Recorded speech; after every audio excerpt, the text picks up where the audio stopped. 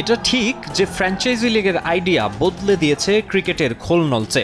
অর্থবিত্ত, বিনোদন, audience engagement, চাকচিক্য অনেক ইতিবাচক দিকই রয়েছে, তবে আলোর নিচে রয়েছে আধারও।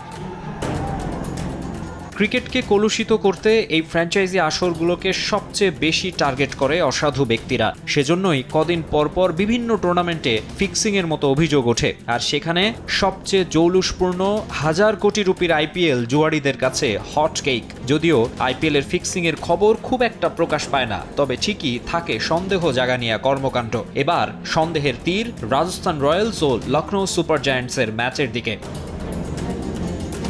গেল 19 এপ্রিল জয়পুরে লখনৌয়ের দেয়া 181 রানের টার্গেটে বেশ স্বাচ্ছন্দ্যেই খেলছিল রাজস্থান। শেষ ওভারে জয়ের জন্য দরকার ছিল 9 রান, হাতে ছিল 6 উইকেট। মডার্ন ক্রিকেটে যা মামুলি, তবে আভেশ খানের ওই ওভার থেকে মাত্র 6 রান নিতে সক্ষম হয় রয়্যালস। বাউন্ডারি তো দূরে থাক, 2 রান নিয়ে প্যাভিলিয়নে ফেরেন শিমরন হেটমায়ার। এরপর ধ্রুব জুরেল আর শুভম দুবেরাও পারেননি দলকে জেতাতে। লখনৌয়ের কাছে রাজস্থান হারে 2 রানে। অবিশ্বাস্য এক ম্যাচ জিতিয়ে হিরো বনে যান আভেশ, তবে ম্যাচ সেরার পুরস্কার জিতে স্বস্তিতে থাকতে পারছেন না সুপার জায়ান্টস পেসার। ওই ম্যাচ, বিশেষ করে লাস্ট ওভার নিয়ে সন্দেহের শেষ নেই। উঠেছে ফিক্সিং এর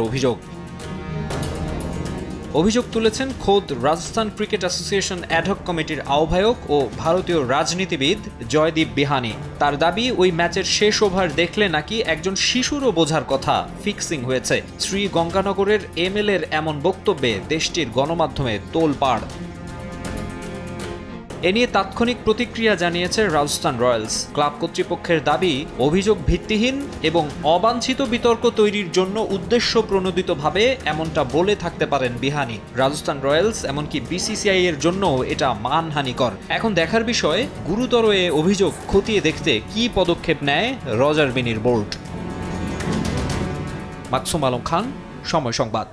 65% পর্যন্ত বিদ্যুৎ সাশ্রয়ী হাইসেন্স এসি, যার ফাস্ট কুলিং মোড দ্রুত ঘর ঠান্ডা করে।